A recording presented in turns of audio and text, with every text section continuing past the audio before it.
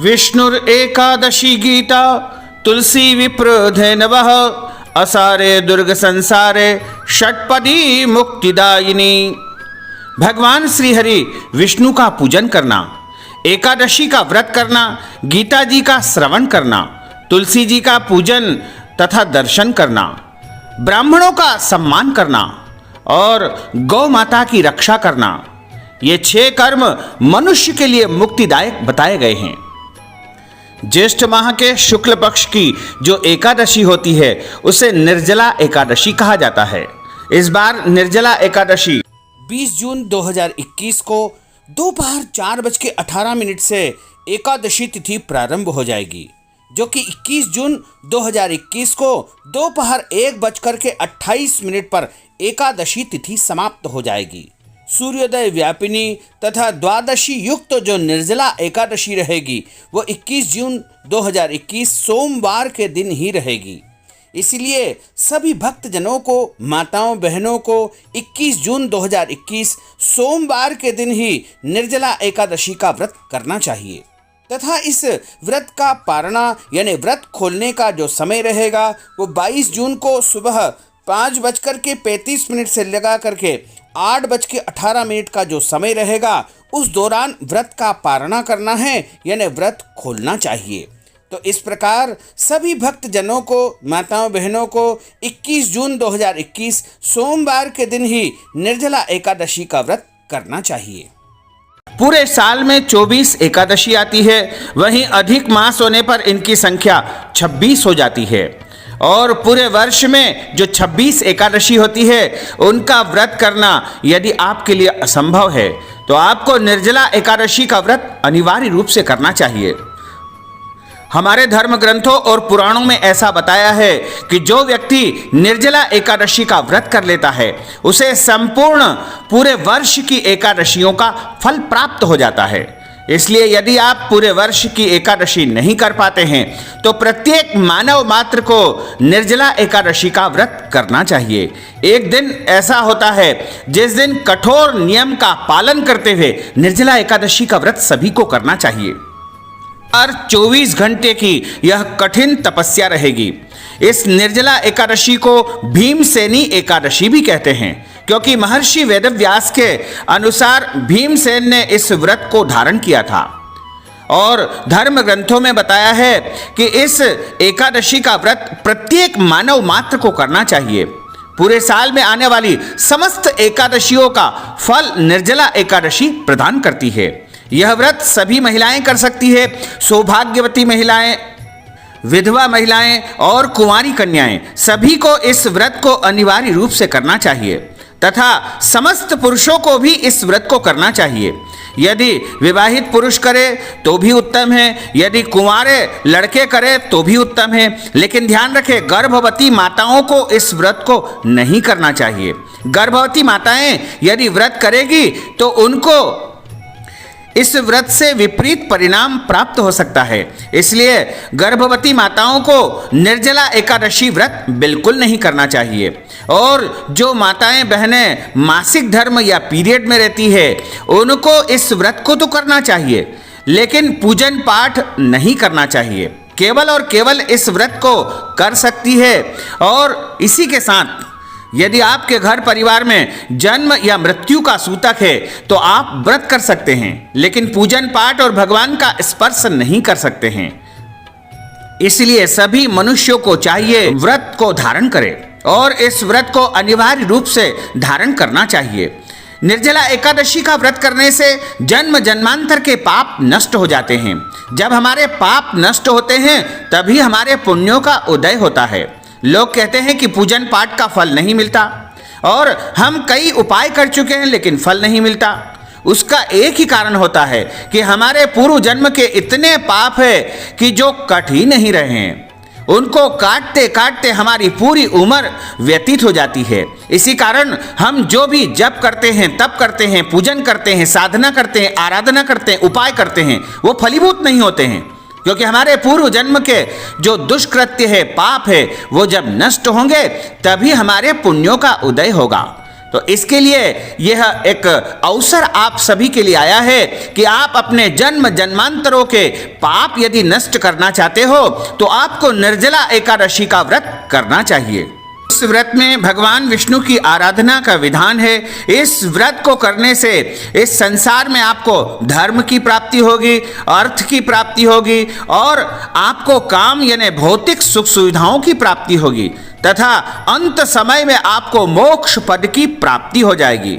निर्जला एकादशी व्रत एकादशी के सूर्योदय से प्रारंभ होता है जो कि द्वादशी के सूर्योदय तक रहता है। इसमें जल, फल, भोजन, फलाहार कुछ भी ग्रहण नहीं किया जाता है। केवल और केवल इस व्रत में निराहार निर्जला व्रत किया जाता है। हालांकि कठिन साधना है, कठोर साधना है। यदि आप कर सकते हैं तो यह व्रत समस्त पुण्यों को प्रदान करने वाला है। सबसे पहले आपको ध्यान रखना होगा कि एकादशी के दिन सूर्योदय से पहले आपको उठना है, यानी 5:38 के पहले पहले उठ करके स्नान कर लेना चाहिए। ब्रह्म मुहूर्त में स्नान करके और भगवान विष्णु का विधिवत पूजन करें। उनको दूध, फल, मिठाई का भोग, तुलसी पत्र रख करके अनिवार्य रूप से भोग लगाएं। उसके पश्चात हाथ में जल और तुलसी पत्र रख करके संकल्प करें कि आज मैं अमुक कामना के लिए, यदि आपकी कोई मन में कामना है तो उसको उच्चारण करते हुए कहे कि मैं आज निर्जला एकादशी का व्रत करूंगा या करूंगी। इसके बाद जो भी कामना हो उच्चारण करके वह संकल्प भगवान नारायण के सामने समर्पण कर दे। उसके बाद ओम नमो भगवते वासुदेवाय इस महामंत्र का जाप करना चाहिए तथा पूरे दिन भक्ति भाव से भगवान का स्मरण, भगवान की कथाओं का श्रवण, भगवान की महिमाओं का गुणगान श्रवण और कीर्तन करना चाहिए। इस दिन व्रत करने वाले को चाहिए कि वह जल से भरे कलश और सफेद वस्त्र को उससे ढक करके ब्राह्मण को चीनी और दक्षिणा रख करके दान करना चाहिए। यदि ब्राह्मण नहीं मिलते हैं तो यह कलश और चीनी का जो दान सामग्री आपने निकाली है वह निकाल अलग रख दे और उसके पश्चात जब ब्राह्मण मिले तब उनको दान कर दे। हमारे धर्म ग्रंथों में लिखा है कि निर्जला एकादशी का व्रत करने से शरीर स्वस्थ रहता है, लंबी आयु मिलती है तथा समस्त पापों का नाश हो जाता है। यह एकादशी व्रत धारण करके यथाशक्ति अन्न, जल, वस्त्र, आसन, जूता, छतरी, पंखी आदि का दान करना चाहिए। जल का दान भी इसमें विशेष माना गया है और इस व्रत के दिन भी आप दान पुण्य कर सकते हैं या अगले दिन द्वादशी के दिन भी आप अन्न दान के साथ में सभी सामग्रियों का दान कर सकते हैं। यानी दोनों ही दिन आप दान पुण्य करेंगे तो आपको अक्षय पुण्य फल की प्राप्ति होगी।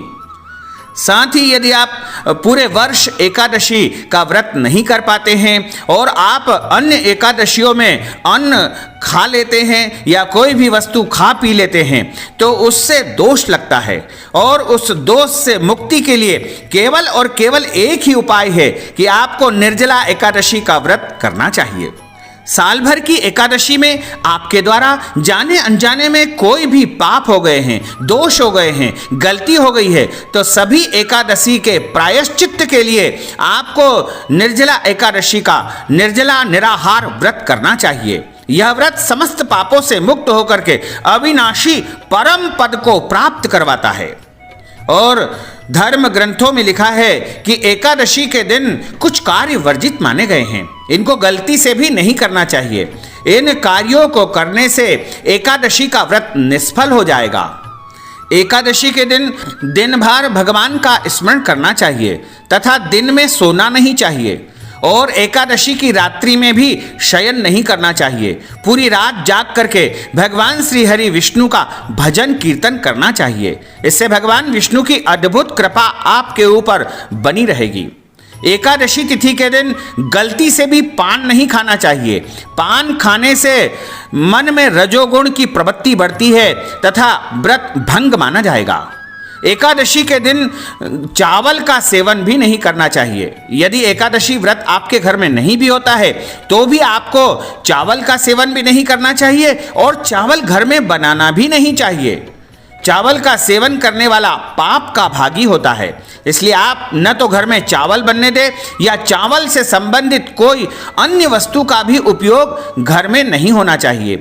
निर्जला एकादशी के दिन चुगली नहीं करना चाहिए। चुगली करने से आपके मान सम्मान में कमी आ सकती है। कई बार आपको अपमान का सामना करना पड़ेगा। निर्जला एकादशी के दिन क्रोध नहीं करना चाहिए, गुस्सा नहीं करना चाहिए, लड़ाई झगड़ा या किसी के साथ वाद विवाद नहीं करना चाहिए। निर्जला एकादशी के दिन अपने घर के बूढ़े बुजुर्गों का, वरिष्ठ जनों का, गुरुजनों का, साधु संतों का, ब्राह्मणों का अपमान नहीं करना चाहिए, उनका दिल नहीं दुखाना चाहिए। निर्जला एकादशी के दिन विवाहित पति पत्नी को या किसी भी स्त्री पुरुष को सहवास नहीं करना चाहिए। यानी प्रत्येक व्यक्ति को ब्रह्मचर्य व्रत का पालन निर्जला एकादशी के दिन करना चाहिए। निर्जला एकादशी के दिन झूठ नहीं बोलना चाहिए, छल कपट का उपयोग नहीं करना चाहिए तथा निर्जला एकादशी के दिन तुलसी पत्र नहीं तोड़ना चाहिए। इसके साथ ही किसी भी पेड़ पौधों को नहीं काटना चाहिए और अन्य किसी भी जीवों को सताना नहीं चाहिए।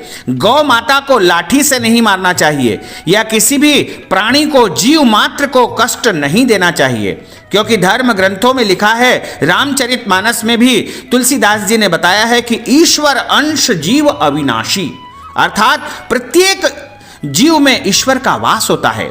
इसलिए एकादशी तिथि के दिन गलती से भी किसी प्राणी मात्र को, जीव को सताना नहीं चाहिए, उन्हें कष्ट नहीं देना चाहिए। निर्जला एकादशी के दिन किसी भी महिला का दिल नहीं दुखाना चाहिए। दिल दुखाने से लक्ष्मी जी नाराज होती है। निर्जला एकादशी के दिन किसी भी याचक या भिखारी को अपने घर से खाली हाथ नहीं लौटाना चाहिए। यथाशक्ति कुछ न कुछ उसे दान में देना ही चाहिए। निर्जला एकादशी के दिन यदि कोई अतिथि रूप में आपके घर आते हैं तो अपनी हैसियत के अनुसार उनका सम्मान तथा सत्कार अवश्य करना चाहिए। निर्जला एकादशी के दिन बिना स्नान किए कोई भी काम आपको नहीं करना चाहिए। बिना स्नान के यानी स्नान किए बिना आप अशुद्ध अवस्था में कोई भी कर्म करेंगे तो वो सारे कर्म आपके नष्ट हो जाएंगे। निर्जला एकादशी के दिन सूर्योदय से पहले उठना अनिवार्य है। वह प्रयास करना है कि सूर्योदय से पहले ही आप स्नान करके सूर्य भगवान को जल चढ़ा करके अपने भगवान की पूजा अर्चना करके एकादशी का संकल्प कर लें। निर्जला एकादशी के दिन किसी भी व्यक्ति को दाढ़ी कटिंग शेविंग नहीं करवाना चाहिए तथा शरीर के किसी भी अंग का बाल भी नहीं काटना चाहिए। शरीर के अंग के कोई भी बाल इस दिन नहीं कटवाना चाहिए या नहीं काटना चाहिए। यदि आप व्रत कर रहे हैं या नहीं भी कर रहे हैं तो भी आपको इन नियम का पालन करना चाहिए। निर्जला एकादशी के दिन किसी भी व्यक्ति को, चाहे वो व्रत करता है या न करता है, उनको मांस, मदिरा, लहसुन, प्याज या चावल का उपयोग बिल्कुल नहीं करना चाहिए। इससे कई प्रकार के पाप दोष आपको लगेंगे तथा परमात्मा को कष्ट होगा। प्रत्येक मनुष्य को नाक, मुंह तथा सिर को ढक करके मौन रह करके मल मूत्र का त्याग इस दिन करना चाहिए। यानी आप बाथरूम में रहते हैं उस समय आपको बोलना नहीं चाहिए। निर्जला एकादशी के दिन दूसरों के कपड़े नहीं पहनना चाहिए और स्नान और शुद्ध आचार के बिना सभी कार्य निष्फल हो जाते हैं। अतः सभी कार्य स्नान करके शुद्ध अवस्था में ही करना चाहिए। पहले से पहने हुए वस्त्रों को बिना धोए पुनः नहीं पहनना चाहिए। पहना हुआ वस्त्र धोकर ही पहनना चाहिए। यानी यदि आपने पहले कोई वस्त्र पहन चुके हैं और आप स्नान करके यदि उन्हीं वस्त्रों को वापस पहन लेंगे तो आपको स्नान का फल प्राप्त नहीं होगा। इसलिए यदि आप उनको पहनना चाहते हैं तो उनको पहले धो ले, उसके बाद पहनना चाहिए।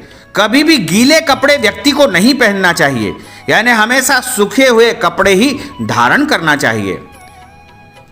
स्नान करने के बाद अपने शरीर को अपने हाथों से या स्नान के समय भींगे हुए कपड़ों से शरीर को नहीं पोंछना चाहिए। अर्थात किसी सूखे कपड़े से, धुले हुए वस्त्र से, तौलिए से ही अपने शरीर को पोंछना चाहिए। साथ ही दूसरों के जो वस्त्र होते हैं वो स्नान के वस्त्र जैसे तौलिए इत्यादि होते हैं, उनका उपयोग भी मनुष्य को नहीं करना चाहिए। निर्जला एकादशी के दिन दोनों समय, सुबह और शाम के समय तुलसी जी का पूजन अनिवार्य रूप से करना चाहिए, तुलसी जी तथा भगवान शालिग्राम का पूजन और भगवान श्री हरि नारायण का पूजन इस दिन अनिवार्य माना जाता है। इसी के साथ एकादशी तिथि के दिन बिना स्नान किए व्यक्ति से स्पर्श करने से भी व्रत भंग माना जाता है, इसलिए इस बात का भी आपको ध्यान रखना चाहिए।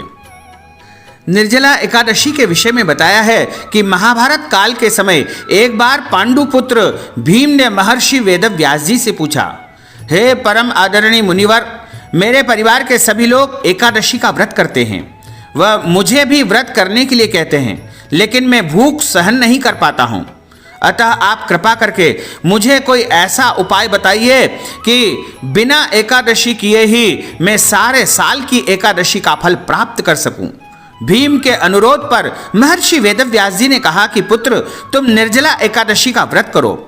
इसे निर्जला एकादशी कहते हैं। इस दिन अन्न जल भोजन सब कुछ त्याग करके आपको व्रत करना है, यानी उस दिन कुछ भी नहीं खाना पीना है। हालांकि आपके मुंह में जो लार बनती है वो अंदर जाती है तो उससे कोई दोष नहीं लगेगा, क्योंकि वह शारीरिक क्रिया है, स्वाभाविक क्रिया है।